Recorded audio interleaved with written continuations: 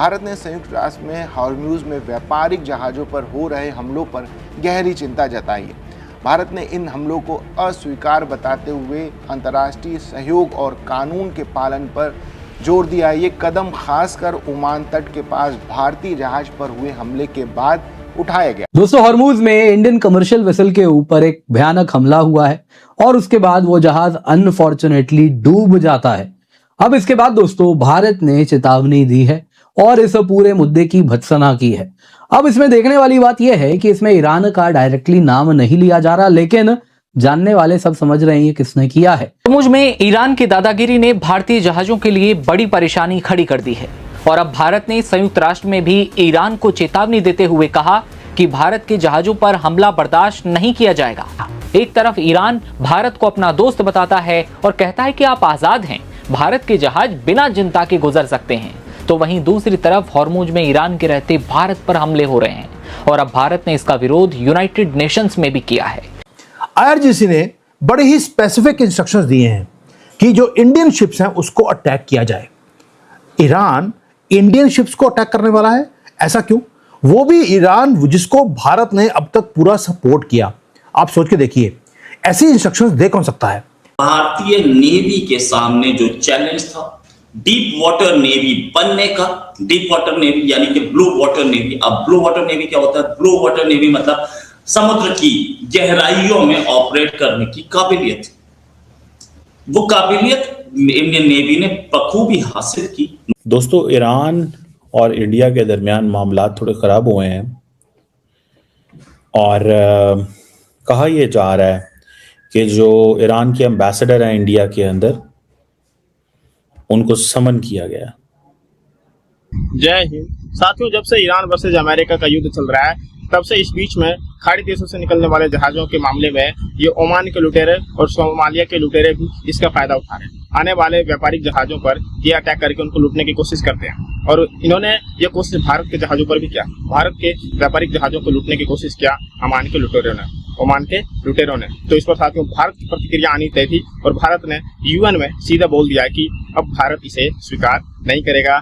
ये जो घटना है ये अस्वीकारनीय है, क्योंकि अगर भारत के व्यापारिक जहाज पर अगर ये अटैक करते हैं तो भारत भी सीधे तौर पर युद्ध में एंट्री ले लेगा। वैसे भी भारत की जो नेवी है वो वहाँ गश्त जो है इतना ज्यादा करती नहीं है, लेकिन अगर भारत के व्यापारिक जहाज के साथ ऐसा उल्टा सीधा काम हुआ तो फिर इंडिया की नेवी भी वहाँ पर अपनी गश्त बढ़ा देगी और फिर ओमान जैसे और सोमालिया जैसे देशों को भी इसकी चिंता उठानी पड़ेगी।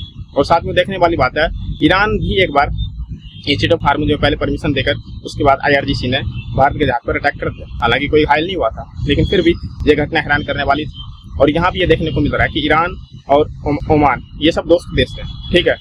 अगर ये बीच में समन्वय नहीं बना पाते और वहां से आने वाले भारत के व्यापारिक जहाज पर अटैक करते हैं तो इस पर साथियों भारत को भी एक्शन लेना ही पड़ेगा, क्योंकि ये दूसरे जहाज पर अटैक करते हैं, ठीक है, जो कि वॉरशिप है, लेकिन व्यापारिक जहाज पर जिसमें आम जनता सफर करते हैं, अपने व्यापार को बढ़ाने के लिए वहां से किसी तरीके से आते हैं, स्ट्रेट ऑफ हॉर्मूज से जहाज आते हैं और जाते हैं, ये उनका गलत फायदा उठाते हैं, क्योंकि ओमान और सोमालिया जैसे देश जो है ये दरिद्र हैं, तभी इनके लुटेरे जो है ये काम करते हैं और इनकी सरकार भी इस पर इतना कुछ कहती नहीं। लेकिन अब इनके सरकार को भी भारत ने यह बता दिया कि ये घटना असहनीय है और इस पर बाद में एक्शन लिया ही जाएगा। अब दोस्तों यहाँ पे आप देख सकते हैं काफी ज्यादा इसको न्यूज में कवर किया जा रहा है। इंडियन फ्लैग्ड शिप ओमान के कोस्ट के पास इस पर हमला हुआ है और MEA ने कहा ये अनएक्सेप्टेबल है। दरअसल दोस्तों यहाँ पे आप जो देख रहे हैं ओमान का यहाँ पे मुसंदम पेनिनसुला है, जो कि आप यहाँ पे देख रहे हैं, जो कि UAE और ओमान और यहाँ पे ये ओमान की टेरिटरी है। तो कहा जा रहा है कुछ हॉर्मूज के पास यहाँ पे ये हमला हुआ है और इस जहाज के ऊपर जो हमला हुआ है इसको भारत ने इसकी भर्त्सना की है। दोस्तों ये जहाज डूब गया है, लेकिन फॉर्चुनेटली जितने भी मरीनर्स थे जो इस जहाज में सवार थे उन 14 के 14 लोगों को बचा लिया गया। क्या ईरान देगा या एक टेररिस्ट कंट्री दूसरे कंट्री के टेररिस्ट को बोलेगी कि भारत को अटैक किया जाए? कौन सा कंट्री है जो ऐसा काम कर सकता है? वो है पाकिस्तान, दुनिया का सबसे बड़ा टेररिस्ट कंट्री। और वो IRGC जो इस्लामिक राक्षस हैं उनको बोलता है कि भारत की शिप्स को अटैक किया जाए, and it worked. Indian ships को अटैक किया गया ईरान की गवर्नमेंट की तरफ से नहीं, IRGC की तरफ से। जो पीस टॉक्स हैं दोबारा से टूट गई हैं, स्ट्रेट ऑफ हॉर्मूज दोबारा से बंद हो गया है। मैं आपको डिटेल्स दूंगा कि क्या हुआ था, व्हाट वेंट रॉन्ग, कल सुबह सरेंडर की बातें गवर्नमेंट ऑफ ईरान बोलती है और शाम तक पूरी की पूरी गेम चेंज हो जाती है। और ट्रंप ने क्या बोला है कि वो इसका बदला लेगा। पेंटागन के अंदर कल रात एक भी आदमी घर वापस नहीं गया है।